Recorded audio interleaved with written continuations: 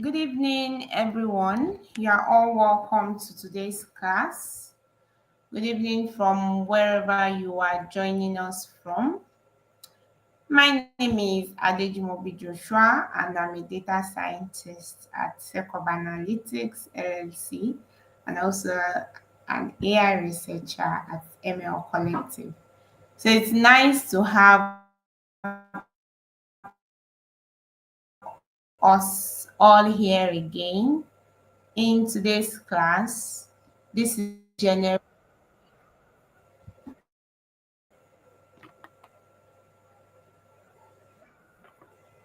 This is the fourth week of the Generative AI class.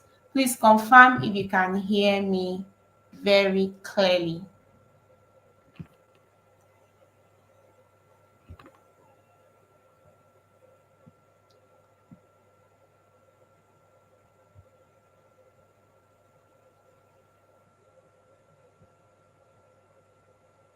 Excellent.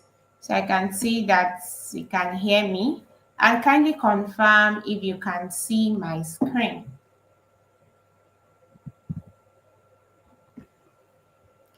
Great.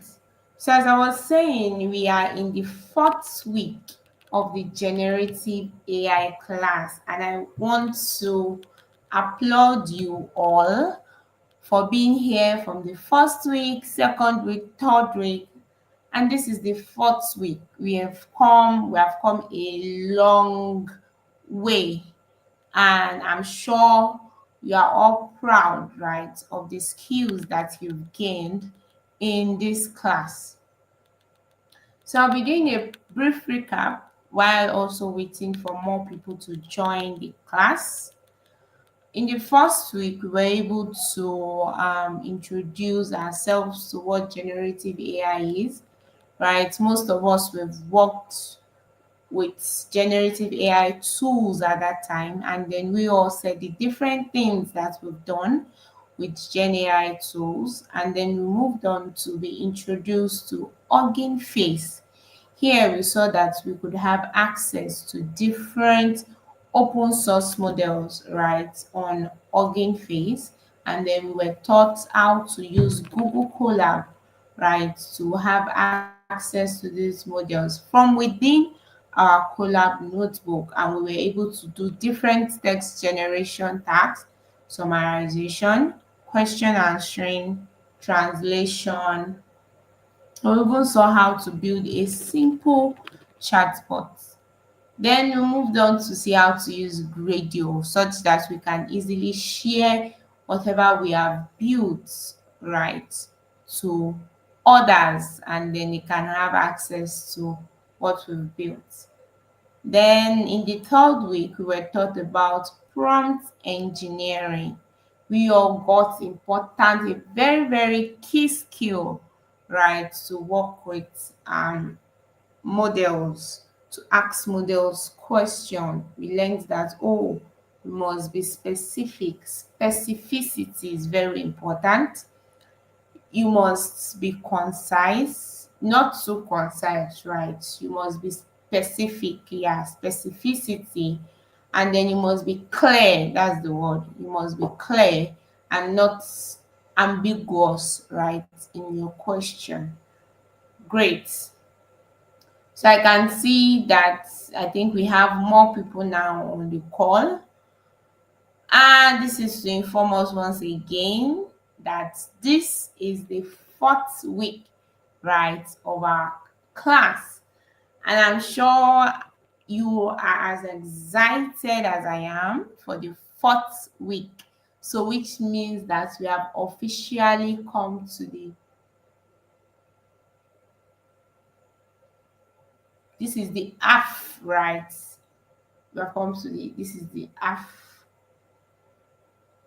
part, right, of the boot camp. And we have just 4 weeks left to go.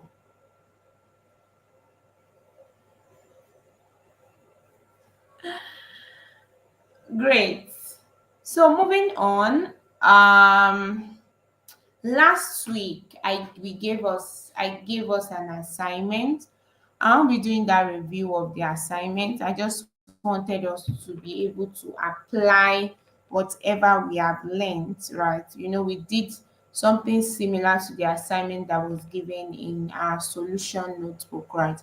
So if you are confused on how to go about the assignment, you should check the solution notebook and then think of how you can apply what we have in the solution notebook to the new assignment, right, that was given.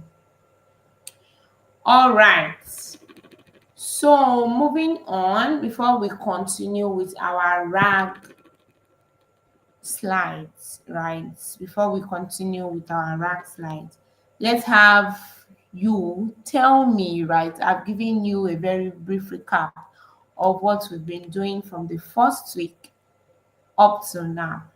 So, what have you learned from the first week up to this moment? Tell me what you've learned from the first week up to this moment.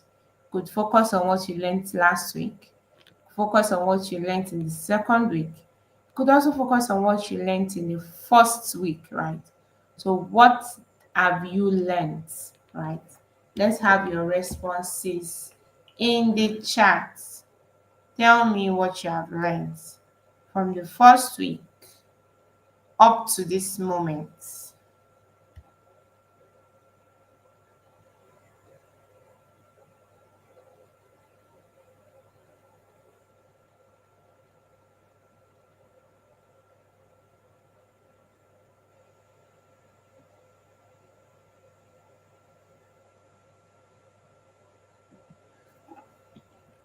Okay, excellent. I can see Felicity saying hugging face. Welcome, welcome. If you are just joining us, you have not missed too much, right? We're able to do a review of everything that we've been learning from the first week, right? Because this is the fourth week, right? It's so wonderful that we are always having new people join us every week, even on the fourth week. Excellent, right? So, Maureen, right, you can just always go through the previous videos so that you learn everything that we have done in the previous weeks. Great one, Felicity, hugging face. Learn with Bookie say how to make a good prompt, and that is a very excellent thing because you would now know how to get specific results, right, that you want from your model. You'll be able to get it now. So Winifred is saying prompt engineering. Excellent. Google Colab and prompting, yes. Gmo, embedding, tokenization. Wow, lots of terminologies, right? David is saying how to create chatbots with anthropomorphic memory. What would you mean by anthropomorphic memory? David, you can help us with the meaning also. Martins, how to use Gemini and also Hugging Face. Excellent. Python function syntax. I know that to start a function, right, in Python, you start with the keyword def. Great one, Afolabi.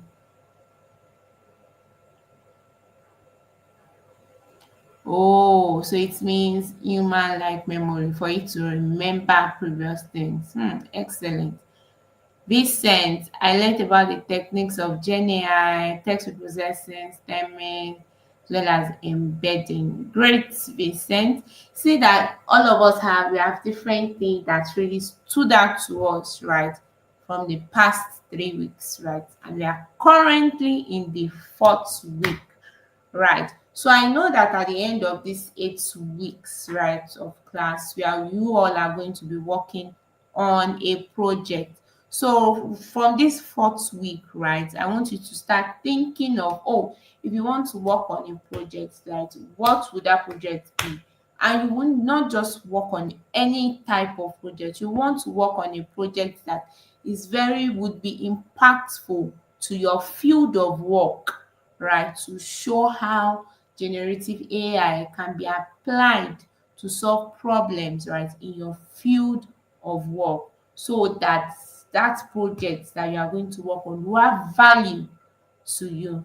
So I want you to start thinking of that from now on. Elijah is saying Hugging Face, Collab notebook and how it works. Excellent. How to use Gradio, yes. You know, apart from Gradio, we also have other Python web interface libraries like Streamlit. And for people that are very grounded in coding, they could just use their normal HTML and CSS, right, to build their interface. But for we like this, we love Gradio. Francis is saying RAG can be used to optimize. Oh, that's what you learned. You learned how RAG can be used to optimize or augment performance output of LLMs. Excellent. Kyle the Hugging Face, how to use Notebook LM, how to put your chat bots. Gradio, what Gradio is, you now know. I like that Vincent is saying, you now know, I now know that the word saying, oh, I now know what this means. Like it shows the kind of happiness that you feel saying that. I now know what Gradio is and what temperature does to your model. Excellent. You learned what a Python interpreter is. Great. We've been relating the math. Yeah, that is one of the purpose of this bootcamp, right? To be able to make sure you now interact with these models the very right way, with the right prompt. Yes, excellent. Clement is saying you've learned how to make chatbots for text generation, summarization, and also learned about prompt engineering and Hugging Face. Yes. And Steve Phillips saying you learned that one can generate new content through API from LLM models. That is the concept, generative, right? Generative. That is why they are called generative models, because they can generate new content, not just text, right? Models can also generate, other models can also generate images, right? And we'll be seeing all this from next week, right? From next week, we'll be looking at other aspects apart from text, be seeing images, text to speech, speech to text, and all that. So I hope you are as excited as I am for the remaining 4 weeks that is after this week.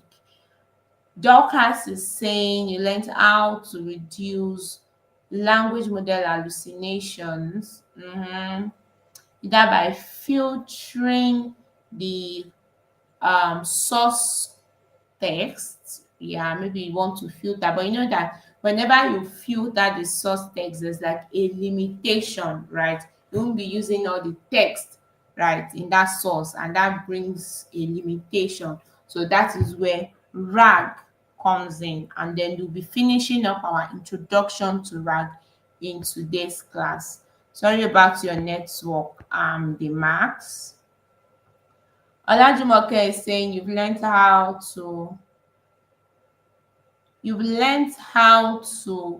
source already trained model through APIs. Excellent. So you know how to check for models on the Hugging Face or open source models, right? And then copy their model IDs and then use them in your um notebook. This is saying my screen is blank and black. My screen is blank and black. Wow, Lizzie, I want you to check your network to be sure that my screen is actually blank and black, right? Hey, I can't really pronounce your name. Omonenyi. Sorry if I'm not pronouncing it correctly. You have a better understanding of Python now. Excellent. That was what I was saying, right? The first week, that you should not give up, right? You don't just expect you that you are starting something afresh to just understand everything at the first sitting. This thing takes time sometimes, right? So Rome wasn't built in a day. So one step at a time, one step at a time. Don't rush yourself too much. So it's great to see that you now understand Python better now. And I'm sure that even after this boot camp, right, you'll be excited to even learn more. I can see the Queen Kitchen is saying you've been away due to exams, but you are back now. Welcome, but you have missed a lot. So you'd want to watch previous videos on YouTube to get up to speed on what we have been doing. All right, so I can see,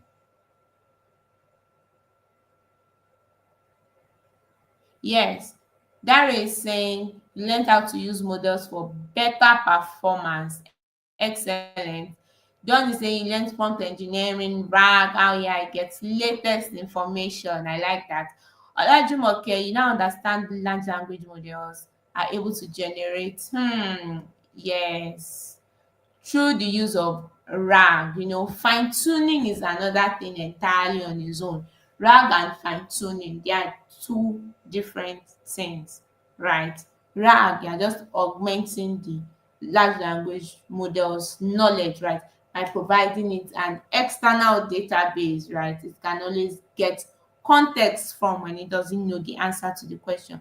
But fine tuning, right? When you are fine tuning a large language model, right, is something else entirely. So you are taking a data set. Let's say you want to fine tune a large language model, a pre-trained model, right, to be and to become an instruct model, right?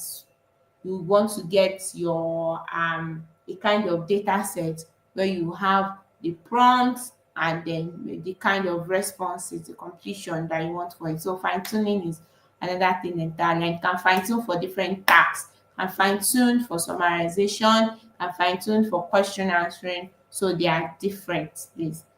Olayinka is saying you've learned how to use notebook LM, creating token to authenticate you, right, to use the models on Hugging Face, and then you also learned about prompt engineering.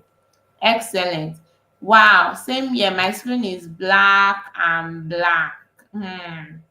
Is my screen black and blank at your end? Oh, Dari Moses, so sorry about your health. Great to see that you are better now. Please don't forget to watch previous videos so that you can get up to speed with our previous classes. Olaiwola, you've been learning about how to interact with AI through the use of Colab and Hugging Face. Great. Anthony, good evening. I've learned how to select models for use from Hugging Face, and your knowledge of Python is improving more. Excellent. Yes, that Moses, God will help you get up to speed. This is the third person saying my screen is black and blank. Bukola is saying how to generate token from Hugging Face. Great. Oyekunle Taiwo, he learned how to enhance large language models, you meant to say, using RAG and different um using RAG and different prompt engineering techniques to improve large language models output. Excellent, Oyekunle Taiwo. Learning that RAG helps LLMs to get context right on information, which takes a lot. Exactly, I like that, Afolabi. Fine tuning might take time depending on size of a data set, right?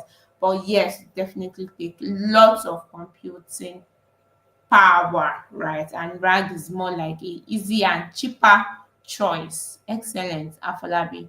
You are picking the Python language gradually now. I like to hear all this great news, right? You are picking the Python language gradually. Excellent. I learned how to create tokens on Hugging Face. Great. All right. A good knowledge of prompt engineering, Philip, gives one the ability high quality responses. Yes. high quality responses. You get what you want from this model, from these models. Exactly, Clement. You know what RAG is, but you still don't know how to implement it, right? Don't worry, we are going to see how to do that in today's class or tomorrow's class. All right. So yes, I can see others they are saying they can see my screen clearly. Yes, my screen is clear and clean. Thank you. Somebody else was saying my screen is black and blank. Now somebody is saying my screen is clear and clean. Thank you very much, Oluwafemi. Please, my screen is not blank and black. My screen is clear and clean. Thank you. So if your my screen is blank and black at your end, please check your network and make sure your network is good so that my screen can be clear and clean, right?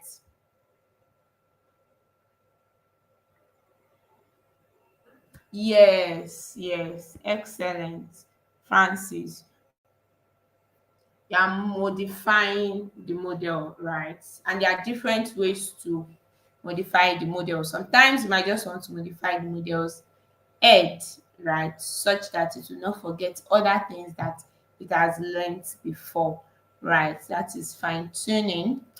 Odutola, you learned about prompt engineering application, different applications of text generation you meant to see. Precious, yes, you catch up. Folashade, please check your screen. Wow, this is great to hear. You are enjoying your Gen AI journey. It has been incredible. Great one. Excellent, David. Your prompting has gotten much sharper. Your coding is slightly better, yes. And you know what? You do not have to give up. Everybody saying that they've been learning, their Python has improved. You do not have to give up, right? Even after this 8 weeks of class, right? You can move on, learn Python from there. Are lots and lots of free resources in today's world that you can use to learn Python. Kaggle is there, Kaggle, right, to bring you up to speed in a very fast way. And whatever you don't understand, you can always, you've been taught excellent prompting techniques, right? You can know how to ask questions and then gain knowledge from these um, models.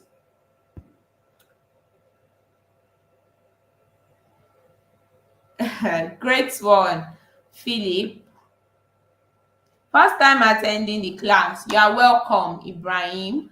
If this is your first time attending the class, well, this is our fourth week, right, of lecture. So please, you'd want to watch other classes videos so you can get up to speed. Yes, Abi Anthony, their network. Creating a chat interface and then getting an API key from Hugging Face, though you are still watching it to get better. Excellent. That is the energy I want you all to bring in the class. That is the energy. That is the energy, right? That you should bring to this class. A open mindset to learn more and then to make sure that you get it, even if it means rewatching the videos, right? Oyewumi, okay, excellent. You saw a Oladogun say you saw a Christmas video code done with AI. You want to get to that stage, you'll get to that stage, don't worry. Rome wasn't built in a day. Beauty is saying you understand how to create an image on Gemini and also how to use notebook LM. Great. Jairus is saying you were unable to join the classes, but thank God you are now here. Please watch previous videos and I'm sure you get up to speed with the class. All right. So Daniel is saying, how do we access the PDF materials on our learning portal? So I'll wait for our admin to give us response to that. Excellent, Oyewumi. So we'll be moving on from where we stopped last week. Last week we were started learning about retrieval-augmented generation. Retrieval-augmented generation. And then if you can remember last week, we mentioned some limitations, right, of large language models, we mentioned the limitations, and then you say, okay, to overcome these limitations, right, these are the things that we need to this is the reason rather these are the reasons why we need to introduce retrieval augmented generation. So what are some of the limitations, right, that we noted in our last class? What are some of the limitations of large language models that we noted, that we said, oh, due to this, so this due to this and that limitation, we need to introduce a technique called RAG. Hallucination, excellent. Alright, hallucination, yes. What other limitation do we have?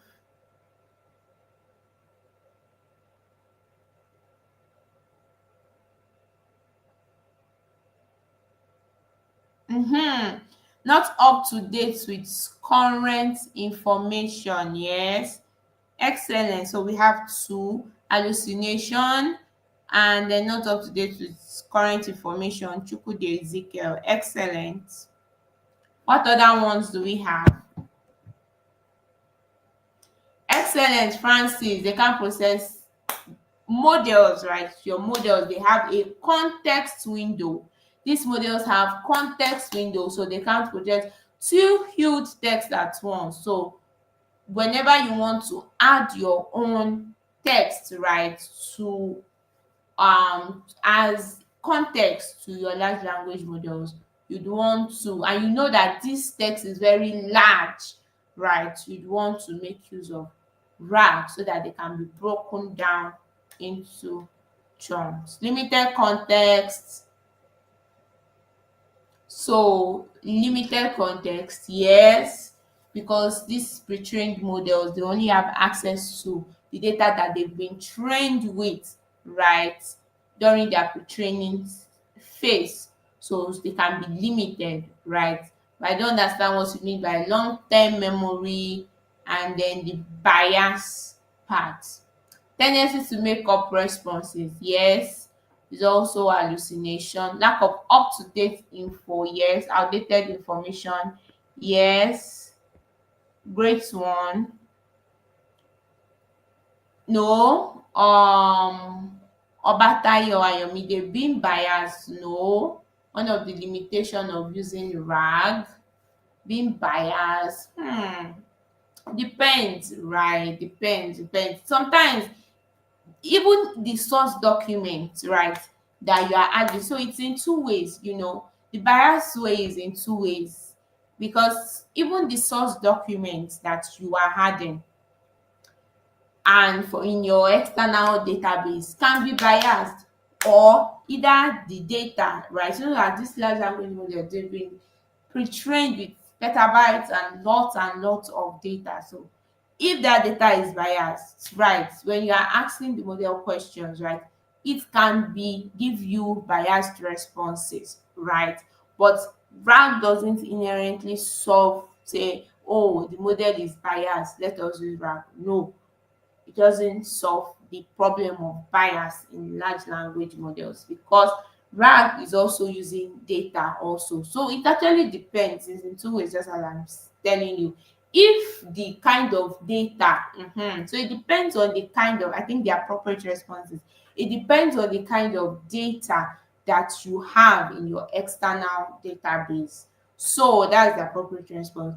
If the data that you have in your external database, right, is more representative, right, of maybe let's say different demographics and all, then the response of the model might be less biased, right? So it depends. But if the kind of data that you now have in your external database, right, is even now worse than what the model saw during pre-training, then you should know that it's going to be the kind of bias that you're going to see there will be worse. So it depends on the type and quality of data, right, that has been added to the external database. Excellent, Odutola. Domain specific, right? I've been looking for that one since. That is one of the limitations. Domain specific information. So the kind of data that the models were trained with in their pre-training phase, right? You won't have access to your own company data or things that you do in your company, right? But if you now want to make the model to be able to respond to questions that are specific to your company, then RAG will be helpful.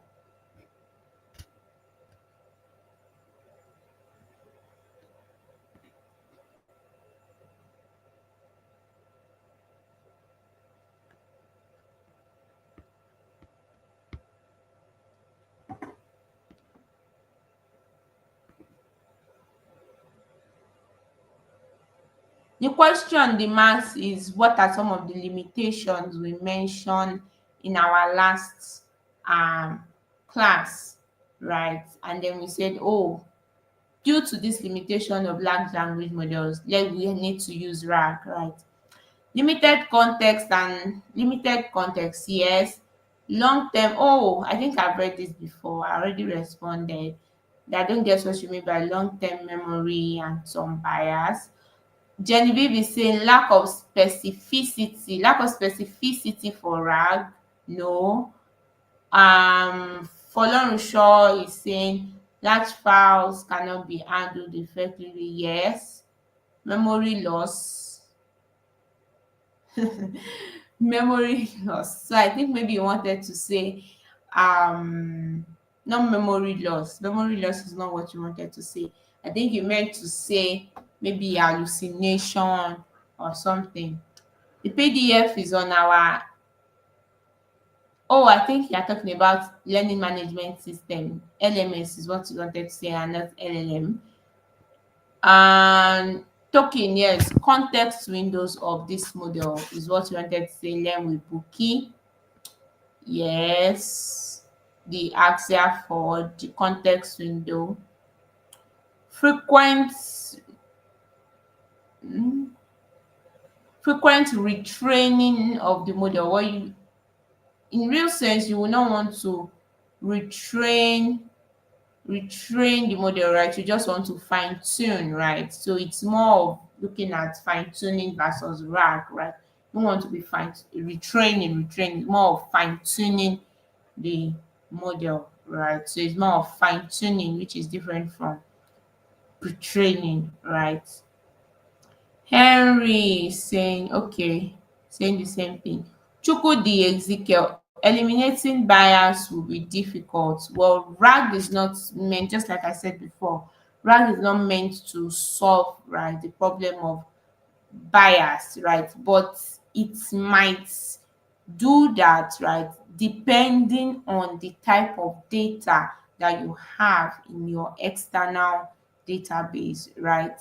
The problem of bias, right, mostly comes from not only, right, it's not only exclusive to data, but the most of it, right, is based on, because we have different kind of sources of bias, right? You can read about it. We have different sources of bias, right? You have different sources of bias that you can read about. So the type of data that you put in your external database, maybe it's more representative of different demographics and all, and then it can help to reduce bias in the model's responses in that way. But that is not basically what the problem that RAG solves.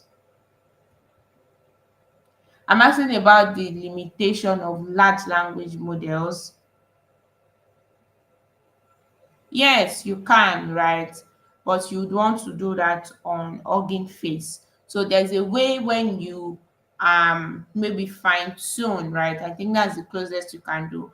Fine tune a large language model. When you fine tune a large language model, right, you would want to can host it on Hugging Face, put it there, then other people can access your model. So yes.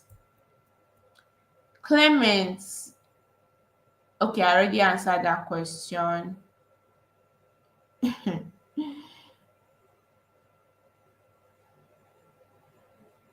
So why would you want to build a model that other people cannot use. It actually takes a lot to build a model, right? A large language model, if that's what you mean, right? And I know you won't want to do that, right? Because it's built things to solve problems, right? Why would you want to keep it in your bag, right? And not allow other people to use it? And how are you even going to be able to use it?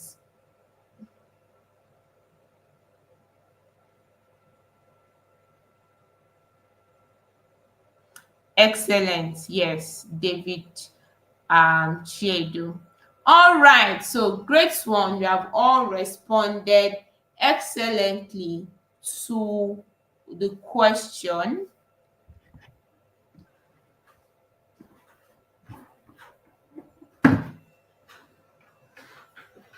So we're moving on with where we stopped last week.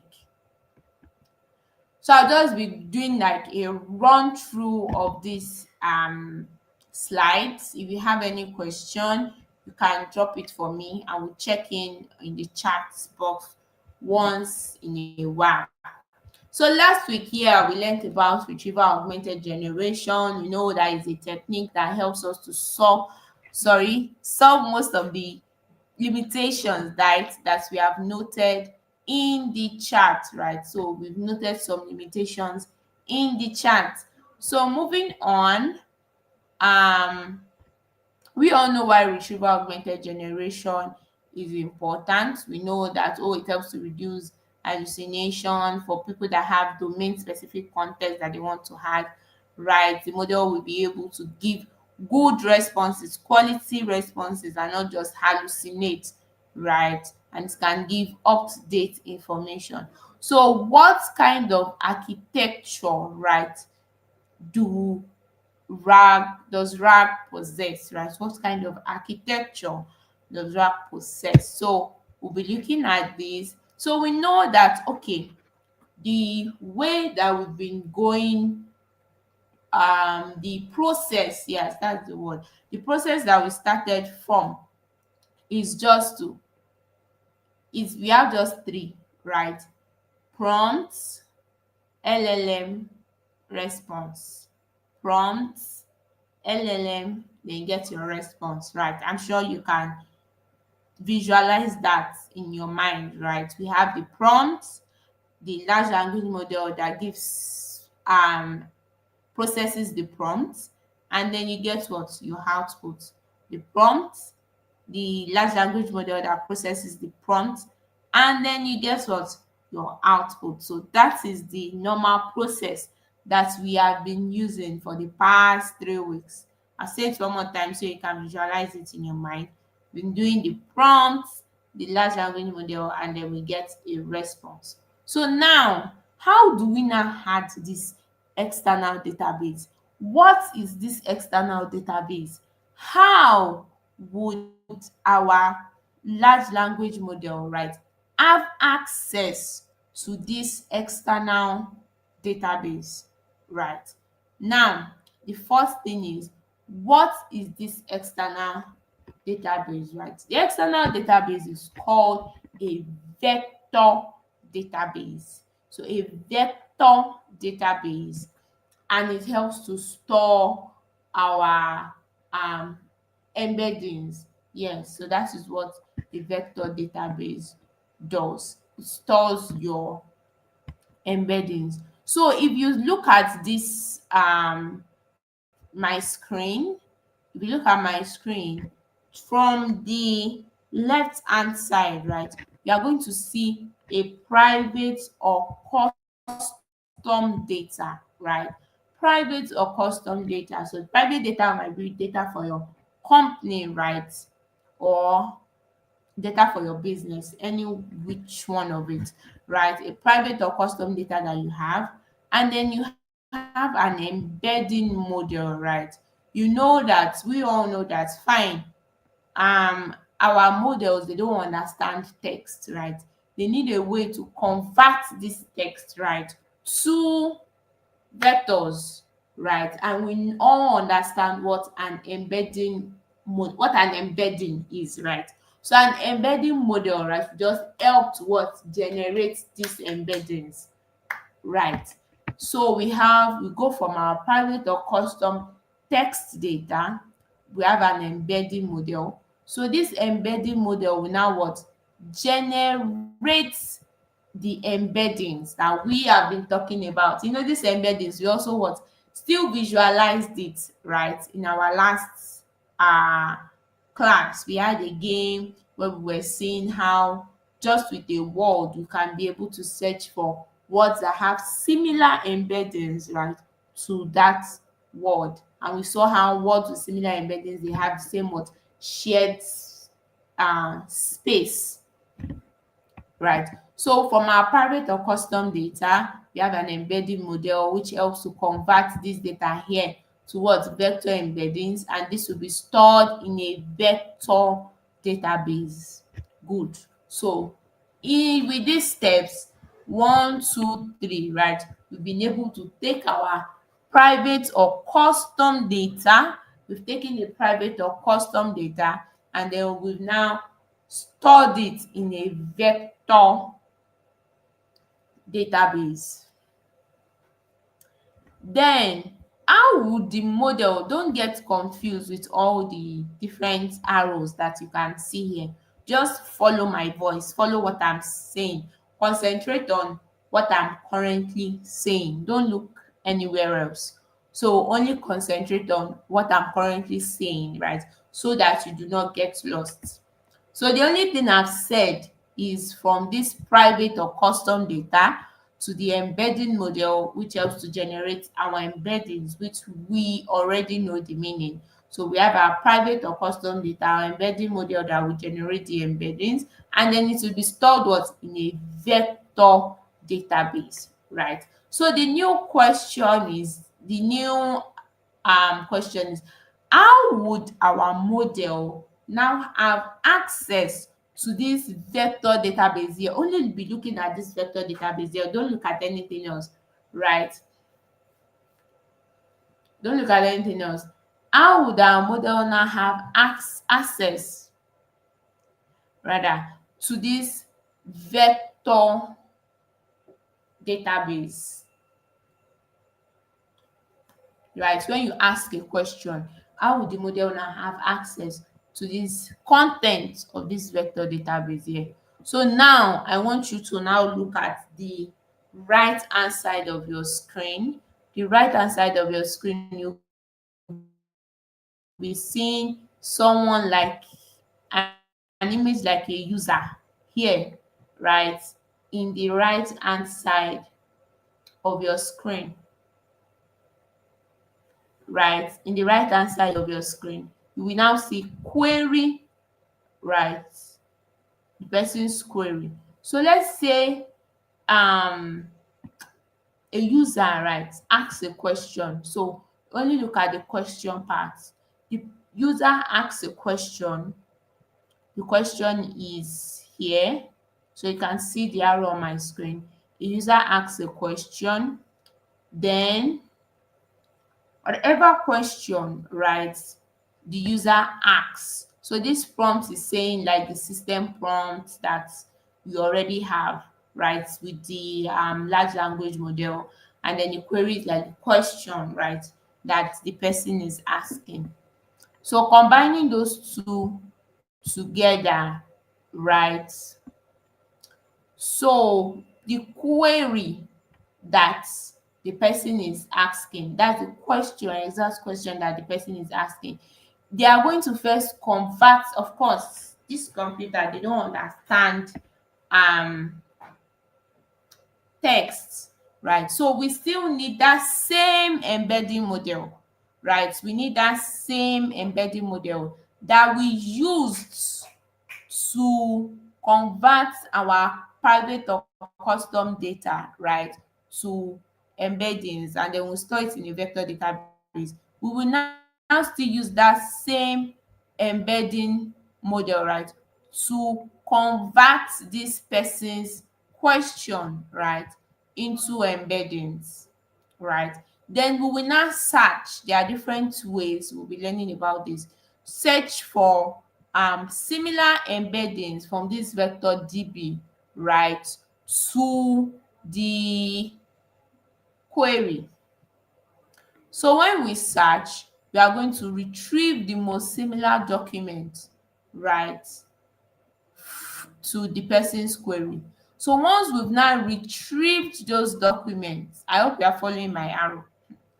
So once we've now retrieved those documents, right, we will now pass both the retrieved context and the prompt, right, to the large language model, right?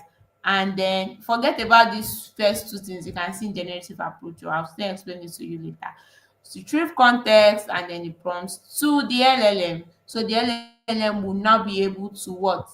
Give the user, you can see the direction of the arrow. The large language model will now be able to give the user a very good and informed response. So I know that is a lot to take in at once. So that is why I'm going to go through the concepts again before we now start asking our question. So I'm going to go through the concept again before asking the question. Before you ask me, right, questions for places that you do not understand. So I said that the way RAG works, right? The first set of questions that I asked was that, okay, how do we have, how would we rather, right, have access to these models? Sorry, how would our large language model, right, have access to an external database, right? How, right? And then how would we even add whatever data that we have or this into that external database, right? So we know that the first step that you want to think of, right, is to get your own data, that you want to add to the external database. So that is the first step. So I've taken it this step by step so that when you ask your question and I've responded to you, I can also ask you the different steps that takes place whenever you are building a RAG framework. Sorry, excuse me. So the first step, yes, just like I said before, is to get your data set, right? You want to get your data set that you want to put in your vector database, right? Then the second step, you know that your data set as it is, right? Your data, right?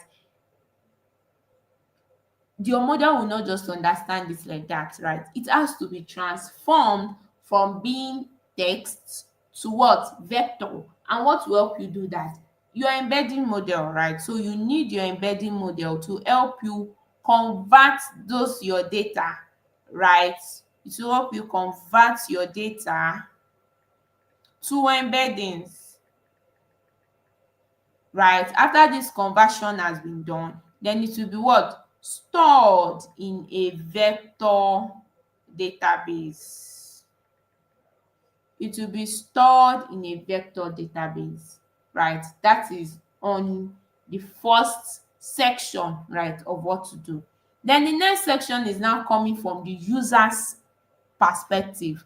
Okay, when a user now asks a question, right? When a user now asks a question, how would the model, right? When a user asks a question, how would the model um get access to that vector database such that the model's response will be improved? So that's the question. The question is, I'm going to respond to it. I'm not expecting you to respond to me because I'm still explaining, right? So the question is, when I ask a question as a user, right, that might be the question in your mind also. When I ask a question, right, as a user, how would the model now get access to that data, right, that has been stored, right, and then information from that data in his response to give a quality answer. So the way it now does it is this. So I now said that you should start from looking at the right hand side of your screen. When you look at the right hand side of your screen, below you would see this um diagram, this object here in the shape of a person, right, that is asking a question, right? And then you will see where the arrow is going. Don't look at the response arrow yet. You see where the arrow is going. The arrow is going to your left, right? The arrow is going to your left. So based on the query, right, that the person asks, right, it will be passed, whatever query. So that is the way you will build it, right? You will not just do the normal prompt LLM response that we've been doing since all these days. Since all these days, we've just been doing system prompt, user prompt, pass it to the model, get your response. System prompt, user prompt, we'll do format our template, pass it into our chat completion endpoint, get our response. That's what we've been doing. But now we are telling you that to build a RAG framework is different, right? You are going to now have the question, right? The user query, user role question, right? That's from the user. The first thing you want to do is what? Pass it to what? An embedding model, right? That same embedding model that you used, right, to embed your private or custom data, you want to pass it also. Then once you now use that embedding model to get the embeddings of those of that question, right, of the user. So the first step from the user perspective, right, is to also pass the user's question through the embedding model used for your custom data. So pass the user's question through the same embedding model used for your custom data, used to embed your custom data. So once you are done with that, you now have the embeddings for that question. Then you now use some techniques to search, right? To search your vector database to say, okay, this is the embedding of the query, and we have these embeddings on a very high level, and we have these embeddings in the vector database. Which embeddings are most similar, right, to this person's query? Then you would actually denote that, oh, I want to see, you have to tell us, oh, I want to see the first 5 most similar embeddings to this user's query is what I want. Oh, I want the first 10 most similar embeddings to this user query. So you specify like that. So let's say we want the first 5 most similar embeddings to the user's query. So that is what this retriever is going to retrieve for us here from this vector database. Then it is going to be ranked, right, among the first 5, right? Which one is the most similar to the user's query, right? So after it has been ranked, it will now be show us that, okay, this is one is most similar, this one is next in rank, this one is next in rank, this is next in rank.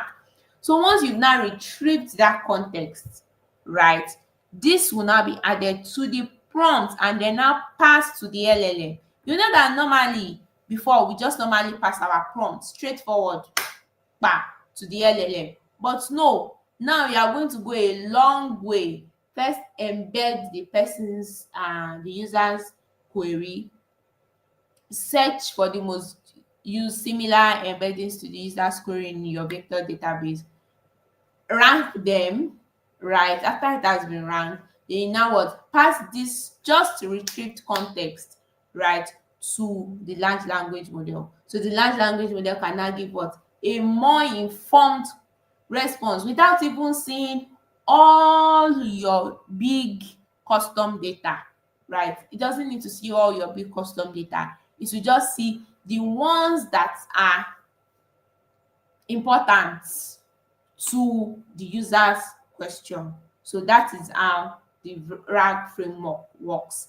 And then if you are thinking of what this external data source embedding model here, so this other part here, which is on the right hand side, so I've explained the retrieval part, right? So this generative um approach is just talking about what we do, right, normally, where the model has been trained on lots and lots of external data source, has been embedded and then pre-trained, right, and then we just ask it a question and give it a response. So that's what this other part is talking about. But for the retrieval part is what we are mostly focused on, and I hope that you understand the retrieval part that I've explained. If you do not understand, I can re-explain, but you have to tell me specific places where you do not get.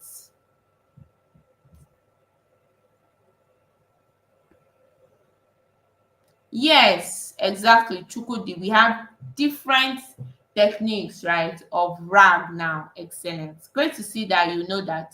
Yes. So we have different, yes, this generalized RAG approach, yes.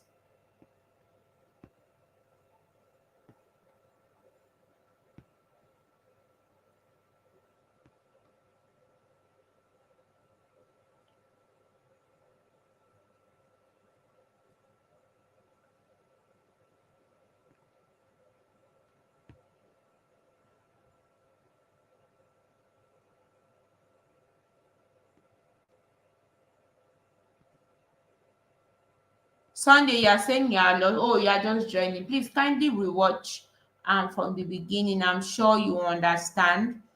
Stella, oh, you're still talking about hallucination. Oh, I will expect the admin to give you answer to that.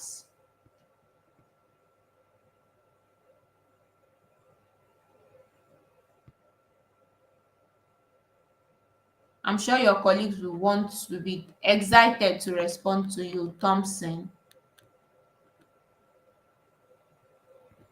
Yes, this is like the general RAG approach. Yes, that's what we will be covering in this class. I know there are other like RAG approaches. You can read up on that and then improve right on this on your own.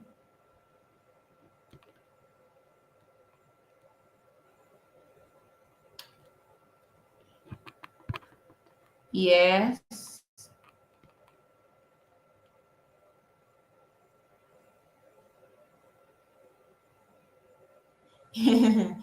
Yes.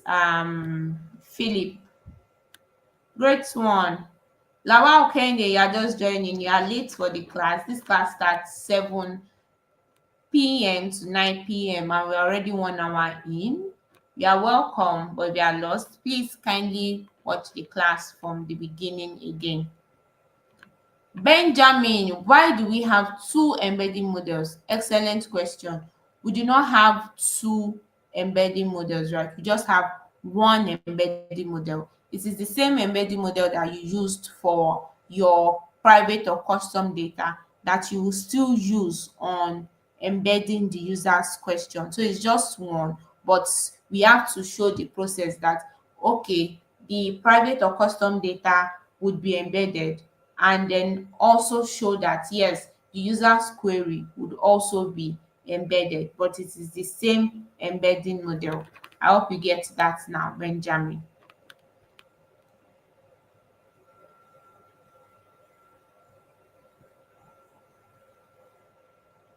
Exactly, exactly. So whatever you have in your vector data in your vector, only based on the question that's right, that the user asks, that will be retrieved right from the um vector database. Mary Bayo is saying I should please re-explain embedding. Wow, The last class that we had on Wednesday, we even did a game, right, on embedding, right, to see how whenever you put a word, we can get words with similar embeddings, right? So embeddings is just a way, right, to convert your text, right? Sorry, excuse me. It's just a way to convert this text, right? Your computer will not just understand, your model will not just understand text, right, to vectors. And we know that these vectors, they are not just numbers, right? Vectors that with their meanings, right? Where similar words, right, they have shared embedding space, right? And then the similar words will be so far away from each other.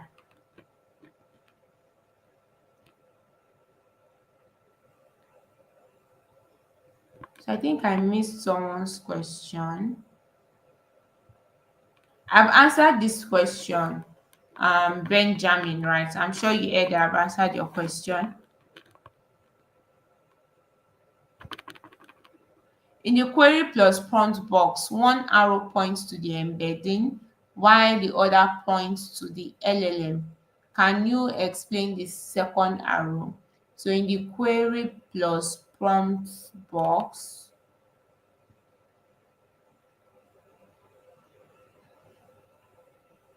in the query plus prompt box, that's this part, one arrow is pointing to the embedding while the other arrow is pointing to the LLM. So that's why I was saying that you should follow me so you don't get lost with the different arrows that we have on this diagram. So the arrow that is pointing to the embedding, right, is just saying we are on a very high level term saying we are going to embed the query, right, that we have from the user using the same embedding model that we used for our private or custom data, right? And when we now get our embeddings, right, we are going to check our vector database, right, for the most similar documents, right, to this question that the user has asked. Then after we've now retrieved our document, right, the query, so that's now the second arrow that you're asking about, the query that the user asked before and then the retrieved document, both of them will now be passed to the LLM to give a more comprehensive answer. So I hope you get that now, Vincent. Oh, sorry about that. I've tried to zoom in on my screen, but this is the highest we can go, right? Clement, the query from the user is passed through the embedding model. The embeddings are retrieved from the vector database and ranked. The retrieved context is then added to the query. Excellent, yes. That's on a very high level. What Clement said is what we are doing. The query from the, let me read it once again. Query from the user is passed through the embedding model. The embeddings are retrieved from the vector database and ranked. And then the retrieved context is then added to the user's query and passed to the LLM. Yes, but the only thing you are missing is when we embed our own custom data and then put it in our store it in our vector database.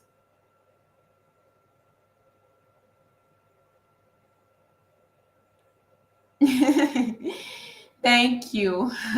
Thank you, Derry and Fumi. You can't really see what we have on the right of you. I want to like zoom in on your screen. This is like the best we can do.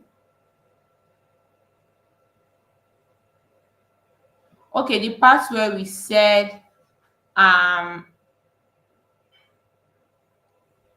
yeah, so that's why I was saying that you should not look at other arrows, just look at what I am trying to explain to you currently, right? So this fair labeled ranker, what does it mean? And I should clarify. Okay, so after the user asks a question, the question will be embedded, right? Because we know that our model cannot understand text, right?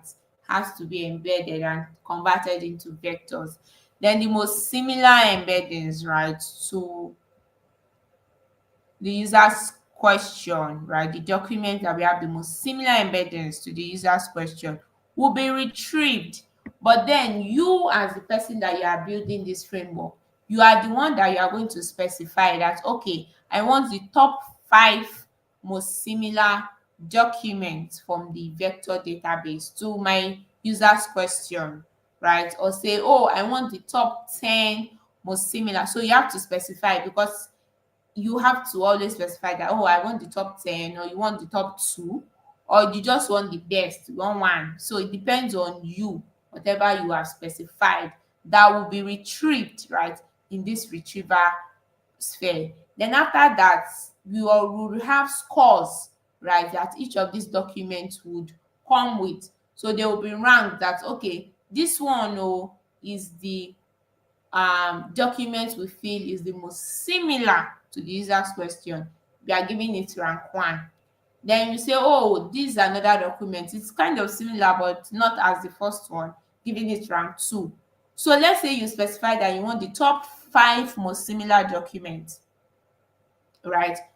You are only going to have 5 ranks, right?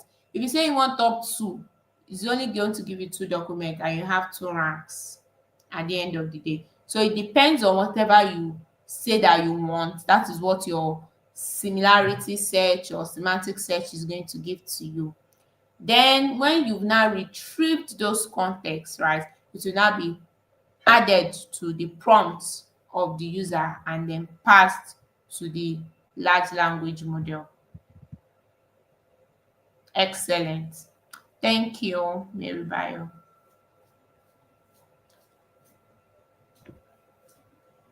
You're finding this hard to comprehend. So sorry about that. Eniola. Chukwudi Ezekiel is saying the right hand side of the slide, is it included? So the right hand side of the slide is the normal thing for generative approach, but the ones that we will just do is we just do LLM get our response, LLM get our response. This part is trying to explain it from the pre-training phase, and large language models, that's why they are called large language models. They be trained on lots and lots and lots of data, right? And then, it's not just the text data that the computer is going to understand. So they have been embedded before, and then they've been trained, right, on this our data before, on the large data gotten before they can be called large language model. That is why when you ask them any kind of question, bam, they can give you a response. Bam, they can give you a response, right? So that is the generative approach. But this one, we do not now want our large language model, which has been trained to generate, right, new content, right? We don't want it to start hallucinating, right, on things that it doesn't know about, which is what this retrieval aspect is talking about. So we are not really concerned about the generative approach. We are only concerned about the retrieval part. And now the retrieved content is concatenated, in simpler terms, joined with the prompts and then passed to the large language model.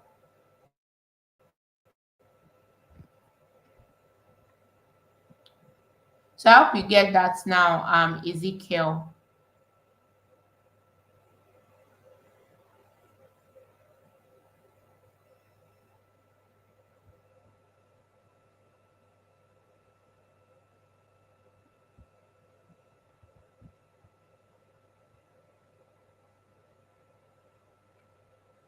Oluwatoyin, what is the username that you need to create account on Hugging Face? Because it keeps taking you back to username. You are the owner of your account, right? So you can put anything you like there. We are finding it hard. I think there's a way for you to ask questions, right, on your elements, and I'm sure your colleagues here will be so happy to teach you what they've learned.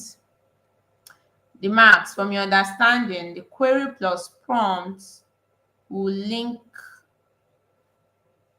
with the embedded database altogether, link the retrieval context and send to the LLM. Not more like link. It will search, right, based on whatever query that the user puts in, right? It's going to search that data store, right, for the most similar document. So you yourself have to say, oh, maybe you want 5 most similar documents. So it depends on you. So the most similar document, then that will now be linked. We can now use link then with the prompt will be linked with the what has been retrieved, right, and then sent to the LLM. So that's more of it. Oh, Henry is saying that the current GPT model is it RAG? Well, we have some instances, right, of RAG in the current GPT model. The part for where you can click on a file and then upload your documents, right?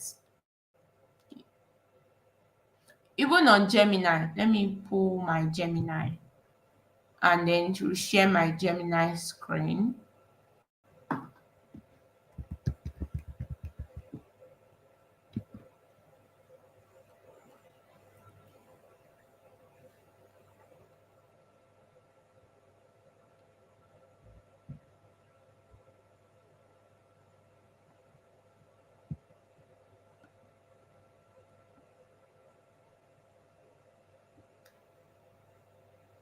So I'm sure you can see my screen, right?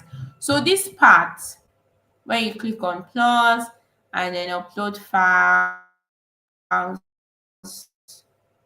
then you can pick, right, any file of interest, right? You can pick any file of interest and then add it. But let me even pick a file. Can pick any file of interest and then ask question, right, about it. Say, what is this PDF about? So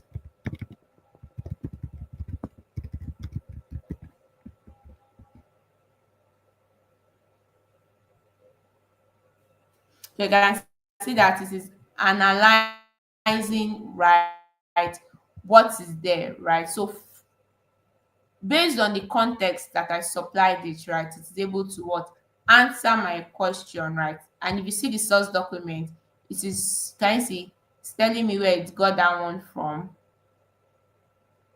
right? And so it's even able to show me my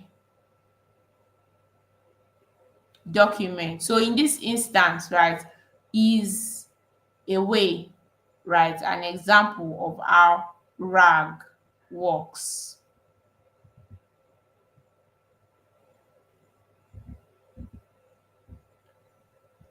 So yes, GPT also has like a kind of functionality like this. So yes. Akinwale Ayoade, oh Lord. Where do you not understand in the class? Yes, great one, Ezekiel. Searches for information on the internet, retrieves information from whatever documents that you put in. So excellent.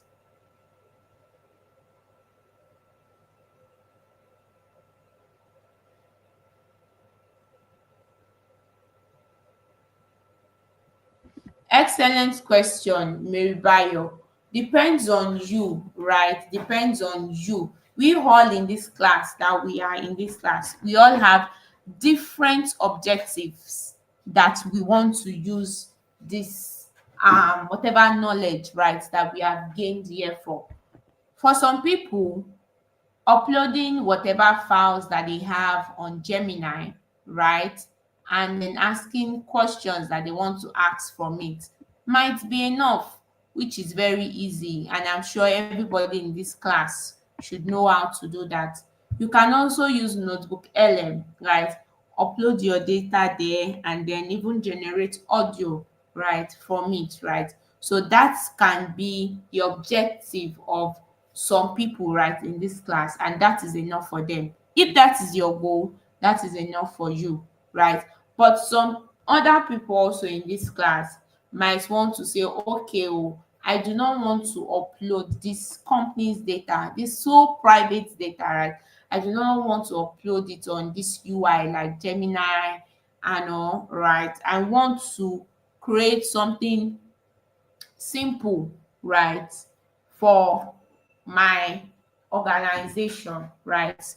Or they can even say I want to create something simple for my organization where our customers, right, can easily chat and then get responses, right? Responses that would look like, oh, it is the staff that is even giving this kind of information, just because we have added enough context, right, for the model to be able to respond like a staff in a company. And that can even help the staff what? Save more time, right, than answering customers' question. Can help them save more time to concentrate on more important things.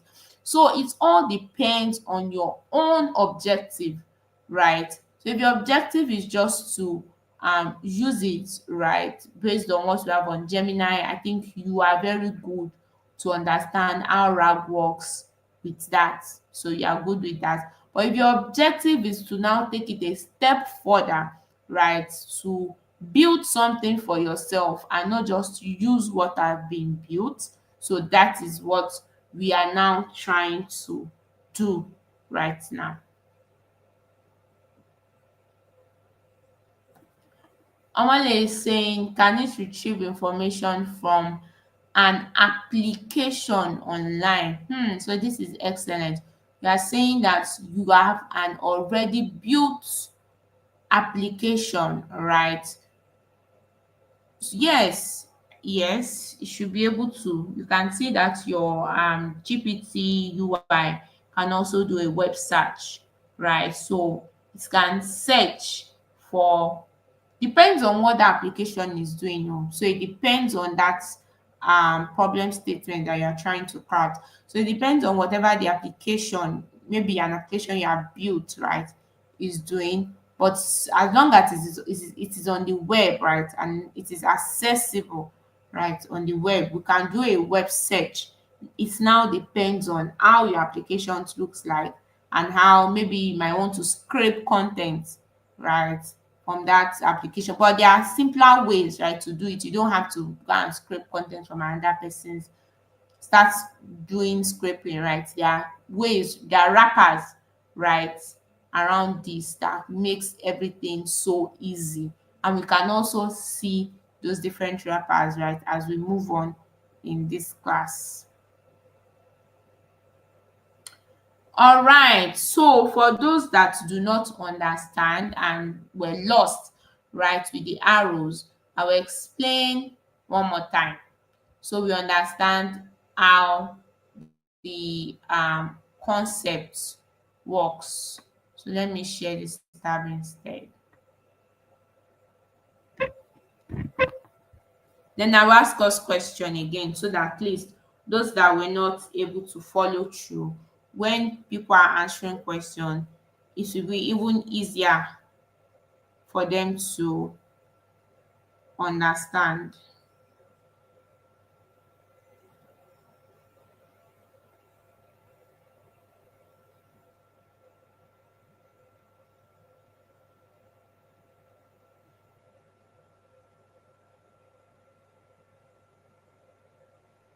All right. So the first step that I said was that you have a data set, your own custom data set. The first thing is to what? Embed, right? Your computer is not going to use, or your model rather, is not going to use your text data as it is. Model is not interested in the text. So for those that said they did not understand, please listen closely right now. I'll start again. You have your own private or custom data. The embedding model is going to embed it, and we know what embeddings are, right? It's going to convert your text into vectors. I know that these vectors, they have like meanings, right?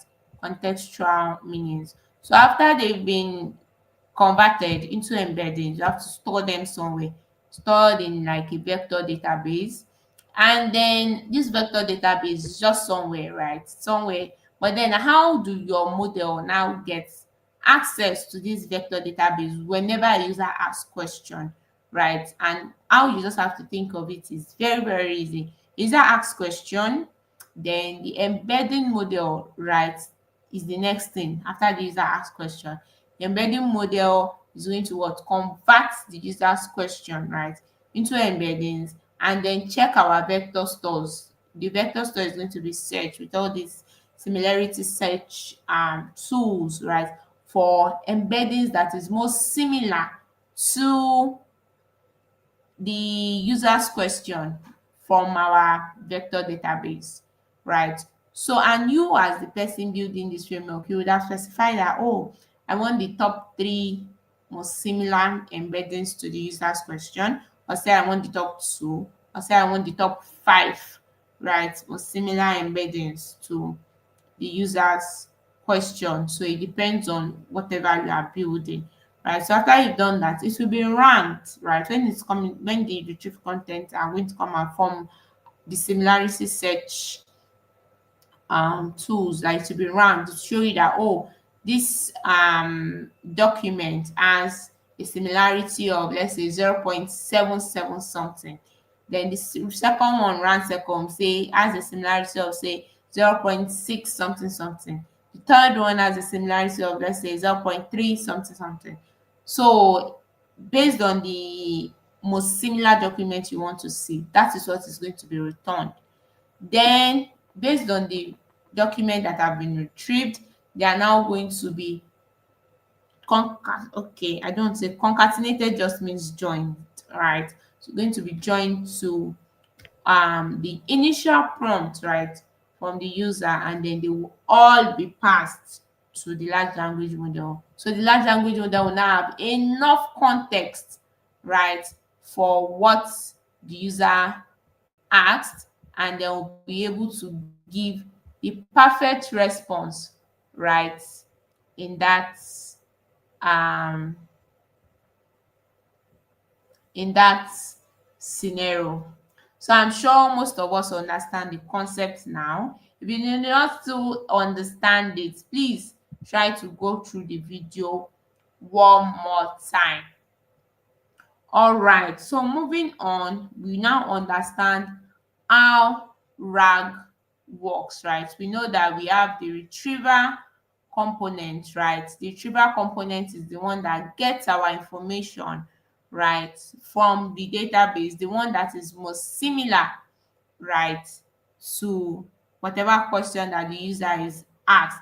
And then the generator part is where we now append or concatenate whatever has been collected, right, from the retriever with the context, sorry, with the question that has been initially asked from the user.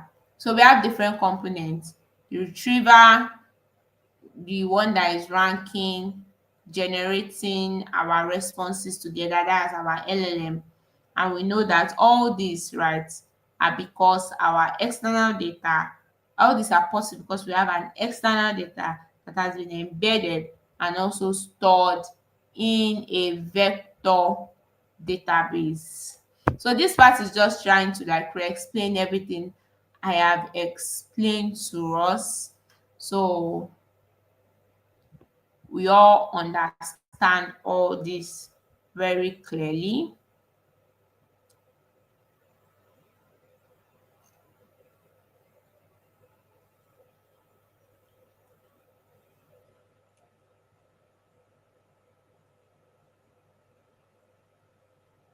Yes, so the different types of vector database that we have ChromaDB. ChromaDB is open source.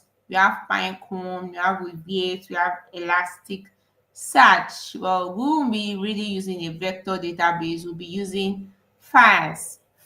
FAISS is FAISS. FAISS is a similarity search tool that was built by Meta. So that is what we would be using. As can also search for the most similar embeddings, just like we've said. or the only difference is that it cannot perform CRUD operation, create, read, update, delete operations. I know that most of us here, we are not really programmers, so you don't have to be scared, and that is why I've chosen files for us. So just know that it's a very, very simple similarity search tool, right, that can help you search for the most similar embeddings, right, to whatever query that your user asks. So you don't have to be too scared about that.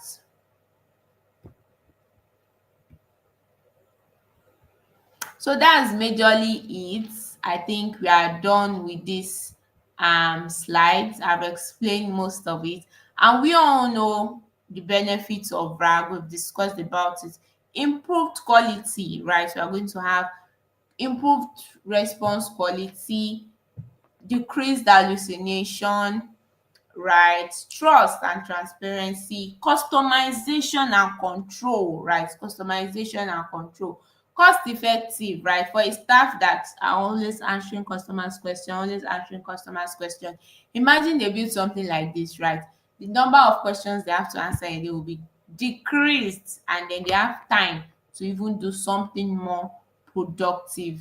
So this has very, very great usage, and then it can be used in different applications, advanced question answering, content generation for healthcare professionals, and also in our chatbot.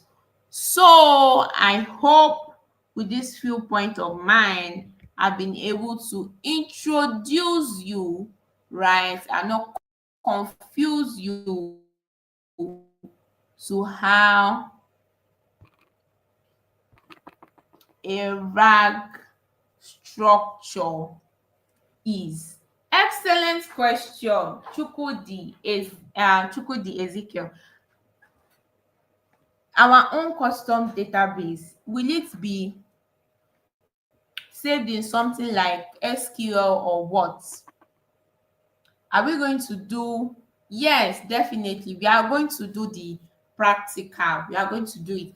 Now, so I also saw someone said, um, I also see someone put,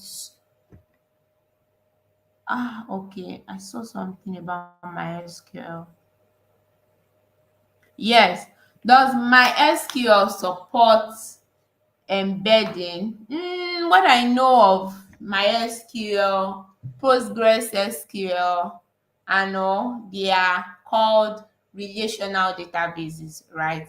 They are relational database. They are not a vector database.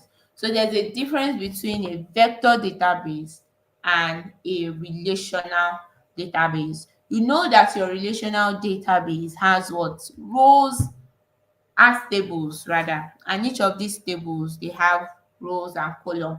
And we know that in a relational database, all the different tables, right, they are connected to each other, and that's where we have the different concepts of foreign keys, primary keys, which will help us show that, okay, this table is related to this table, that table is related to that table, and that is how the concept of a relational database is. Don't worry, if you don't know all these things, you don't have to really mind us, right? I'm just trying to explain so that the people that know about the database before, they don't get confused with what a relational database is and what a vector database is, right? But what I'm not now sure of, which you can research, is if we now have a because I know that for Postgres, I think they said for PostgreSQL they newly added like a vector database functionality to it, but I'm not really sure where I read that from. So you can confirm and then research. But primarily, right, all these PostgreSQL, MySQL, Oracle, all of them, they are known as relational databases. And you also should not also know that we have non-relational databases, right? So this one is now called a vector database, right? This is a vector database. So what a vector database, right, does is that it helps to store all these embeddings, right? You know the way embeddings are. We said in on a very low level term, we can call them numbers, but then they're not just ordinary numbers. They have meanings. They carry meanings, right? So your vector database help to store these embeddings. So they are very different from excellent. They are very different from what we call um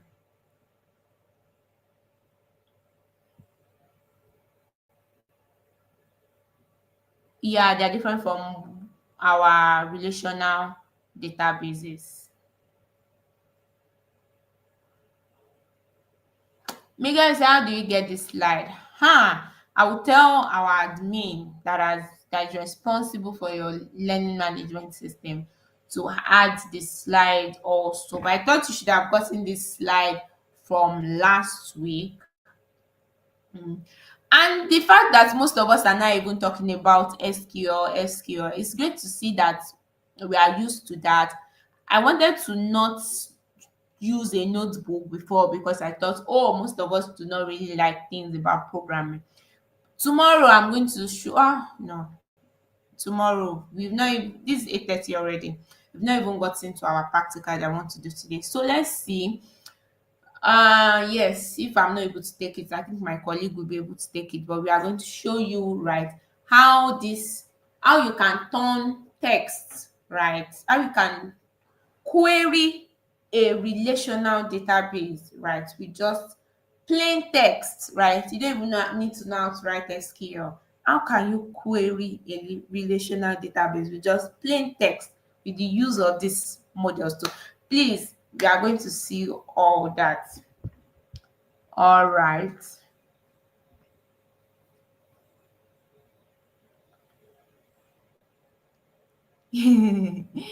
Thank you.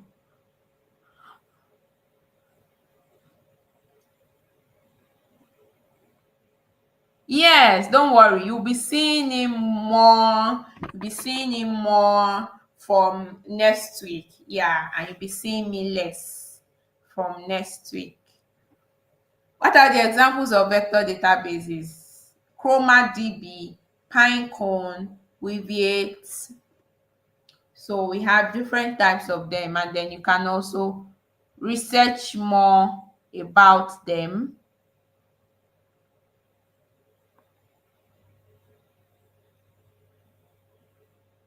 Exactly what I was trying to say, that I read this somewhere that because Postgres is one of my favorite relational database. So I actually read it somewhere that it's accepts and it has, yes, a vector embedding extension. Yes, that's what I was saying. I don't really know about MySQL now, but PostgreSQL. Thank you for confirming that, Francis.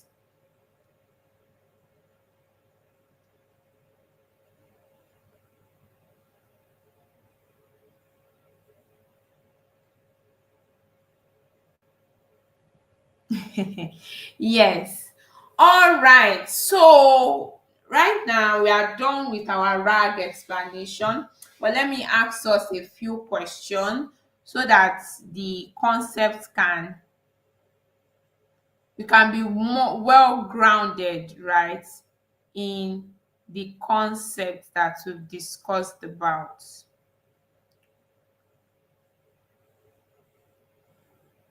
Yeah, so some people have been able to get the slide on the learning management system.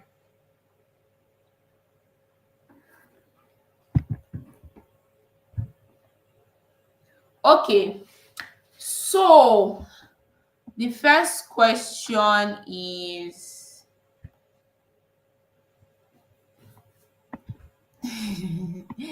so the first question,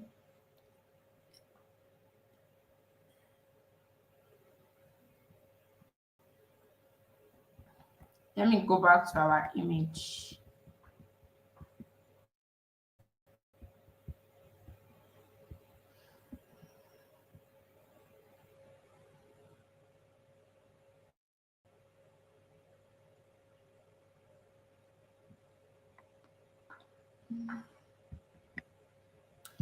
You know, we know that we are going to use an embedding model, right? To We are going to use an embedding model to embed our own private or custom data, right? And then we are going to save it, right, in a vector database.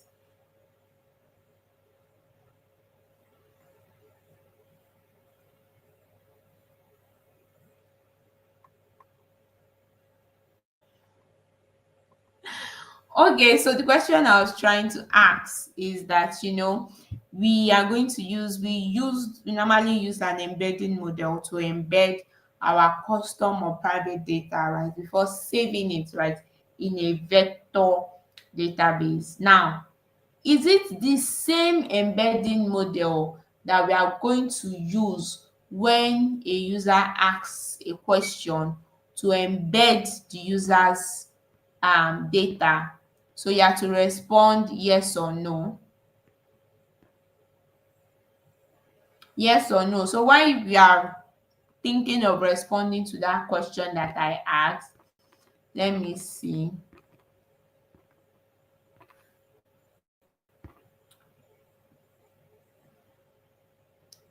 Yeah, I think admin would respond to you, Obiora.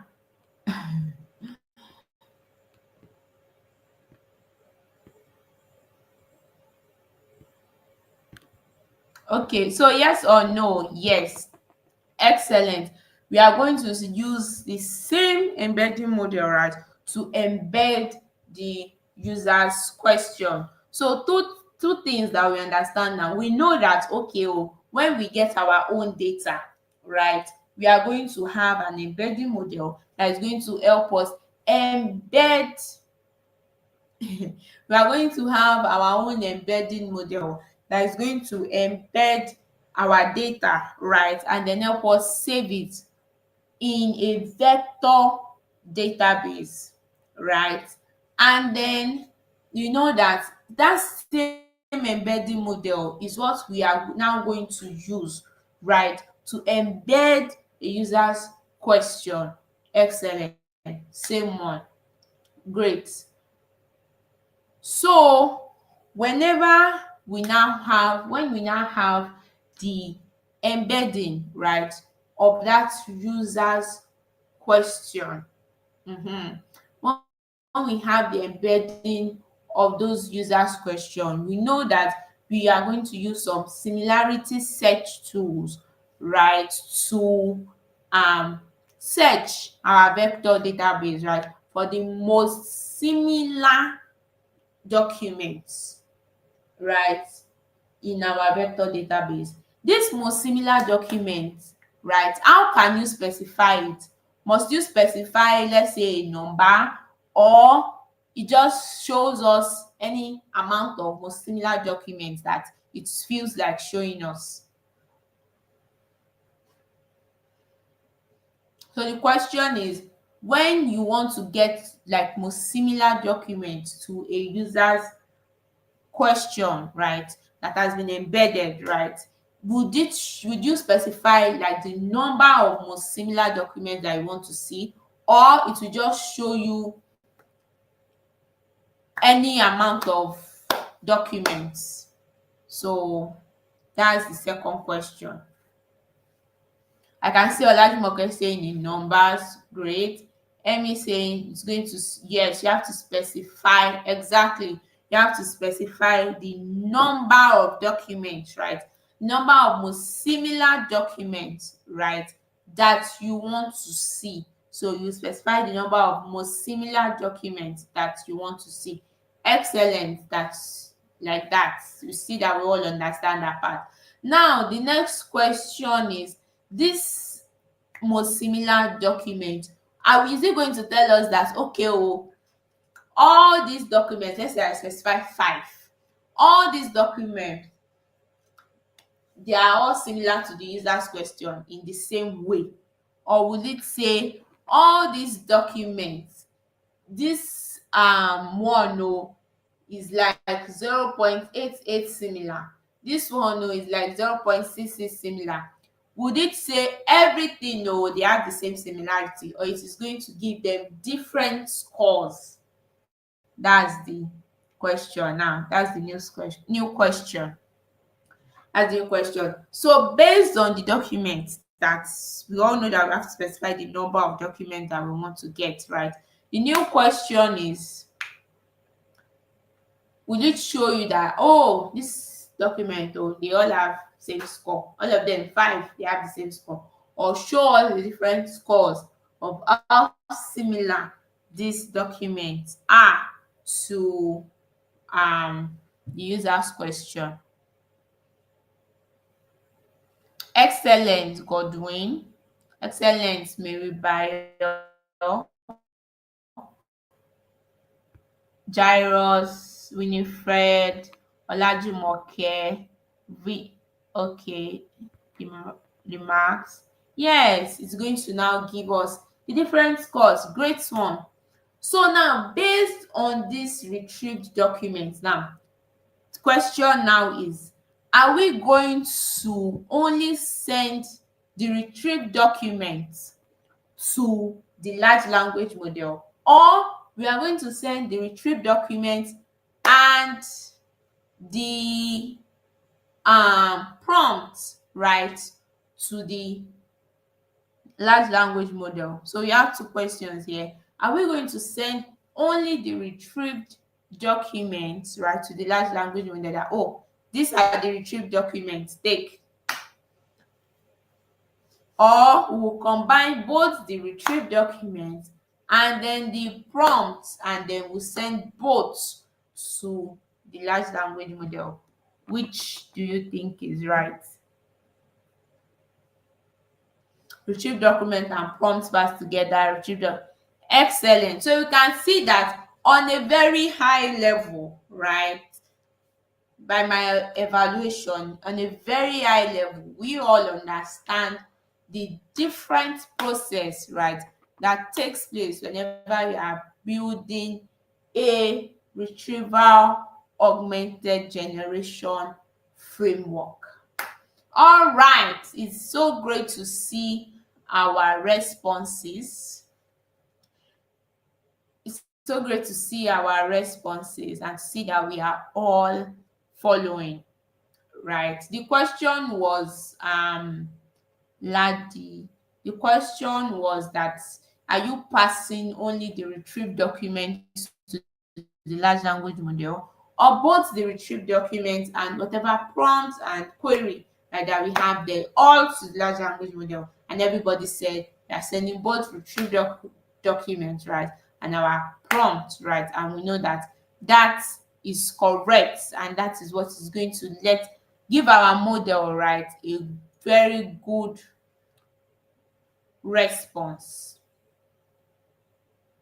quality response.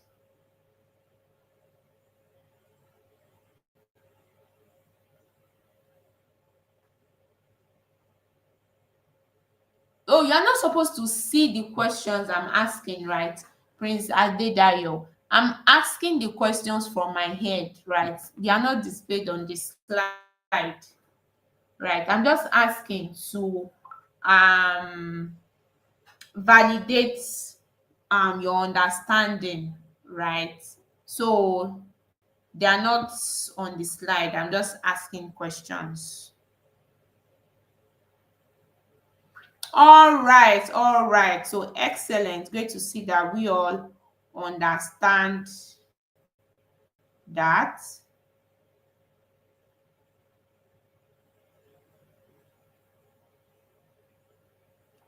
So we have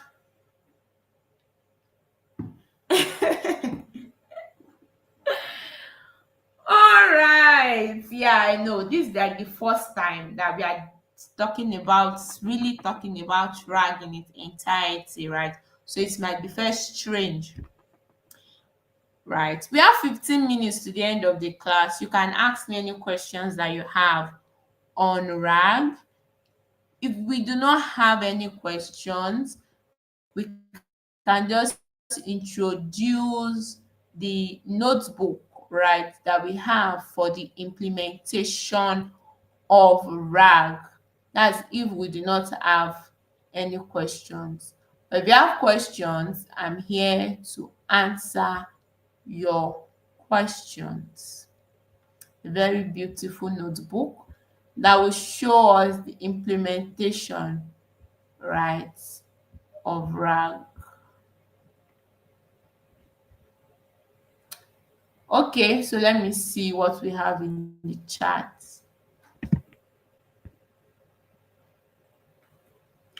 Excellent, Anthony. Vincent is saying some of us don't have the slides. You have collab notebook. Yes, the collab notebook that should be there is this one that I'm showing now. The RAG implementation, right? So yes, you are still in line, but I feel the slides, right? If you do not have it, our admin is very efficient. She's going to add it, so you don't have to worry.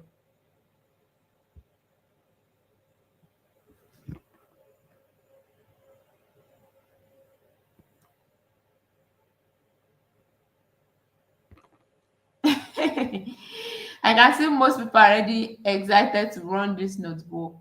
Well, we have just 10 minutes to the end of the class. Celestina, you're a practical person. You understand better, yes.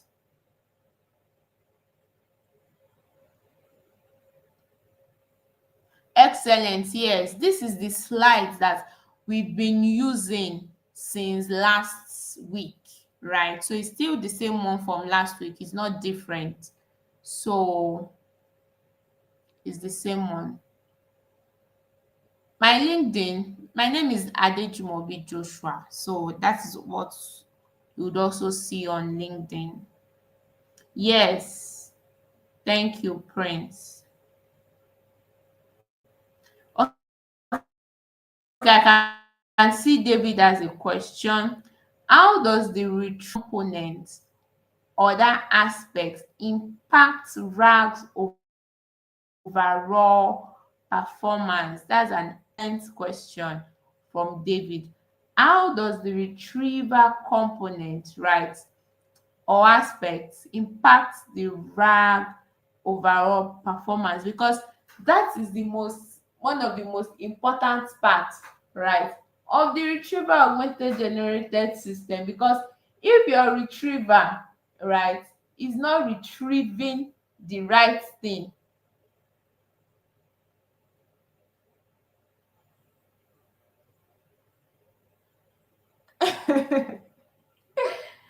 so somebody is telling me something.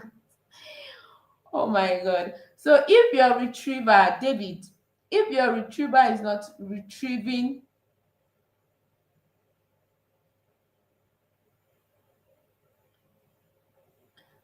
no, I'll still be here, but you just not see more of me, right? From next week, you'll be seeing more of my wonderful colleague. So now, if your retriever is retrieving the wrong thing, right, then the whole point of doing retrieval augmented generation, right, has already been defeated, because it is not going to give you the right document, right, from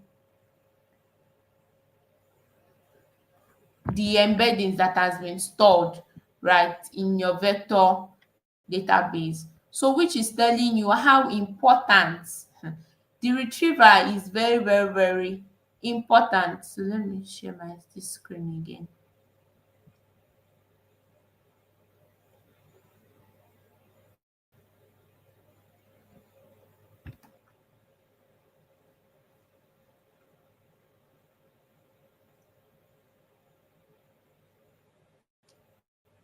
Yes, the retriever is very highly important, and most times it is you just have to like search all this vector database or files. That's FAISS, files, right? A semantic similarity search tool, right? They have a way, right, that you can just search um their vector store, right, for similar embeddings, right? So I think the most important thing here, right, is the way the text, right, has been embedded. So your embedding model is very, very important, right? So your embedding model should embed whatever text you have there correctly, because if the problem is coming from the embedding model such that the text, right, was not embedded, right, in a correct format, and then you are storing the wrong thing in your vector database, when you are using that same embedding model, right, it will not be able to get the the database, you will not be able to get the right documents that are similar, actually similar, that should be the word, right, from the database. So the kind of embedding model you use is very important, as it has an impact in what would be retrieved, right, whenever the user asks question. And this is one of the major impacts of why most times for most of the things we are going to be doing here is, right, English, right? That is why most times whenever you want to do, have you ever thought of saying, oh, I want to do rag in Yoruba, or I want to do rag in Hausa, I want to do rag in Igbo, right? What type of embedding model, right, would you be able to use in that instance, right? And you can read my paper on that. We worked on improving embedding models for Nigerian languages. So you can just check out our paper, right? Because it was a teamwork. So let me show you the paper, which you can read through, to show you that embedding model is very, very important, right? So you can just scan through it. You can also put it on uh uh what's it called now, notebook LM, to listen to it, right?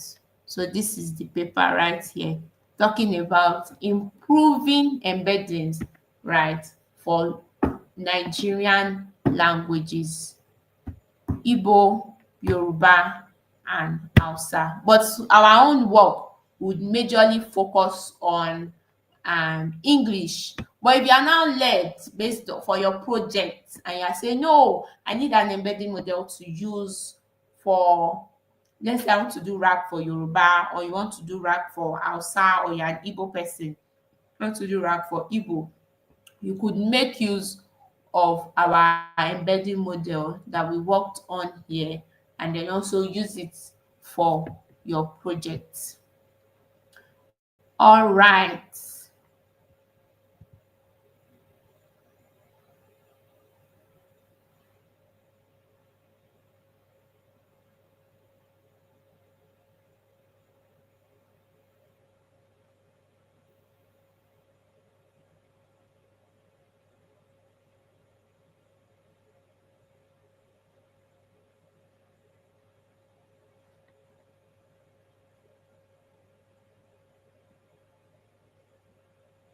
Oh my God, please, I'm not going anywhere. Oh, I'm not going anywhere. I'm here with you all till the eighth class. We are all here. Me and my colleague, we are all here with you. So you do not have to you do not have to worry. Me and my colleague will be here with you, guiding you, doing our jobs, right, to make you understand generative AI and how to build your own applications with it.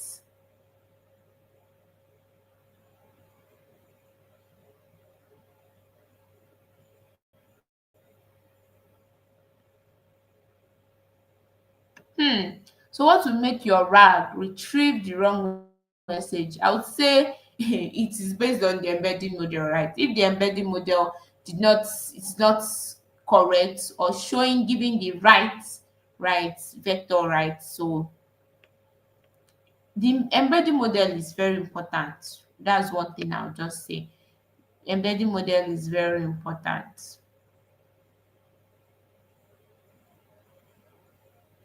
You don't have to worry. He's patient, and I'm sure he will guide you in the most efficient way, right?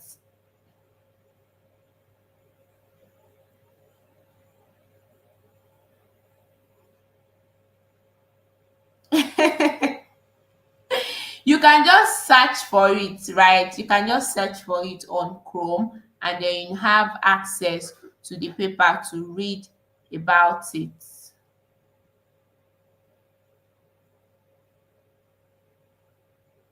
Yeah, it depends. You want to build a rack system for like two languages. That's what, because the embedding model is really standing between, because that is what is going to help you transfer the document from text to vectors, right? That the computer will understand. And if, let's say, your document is in English, or your document is in Yoruba, and then you are now using an embedding model for English to to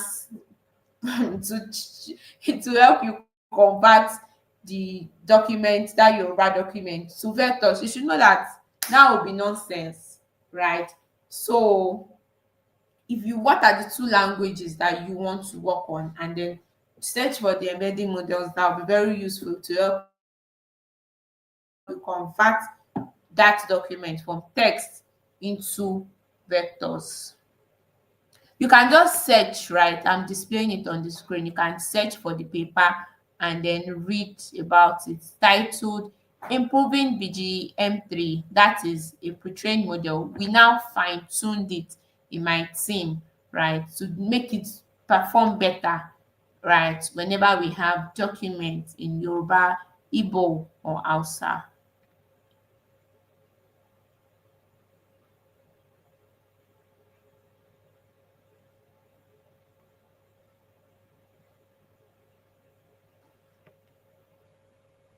Yes, just search for the title of the paper, as you can see it on my screen.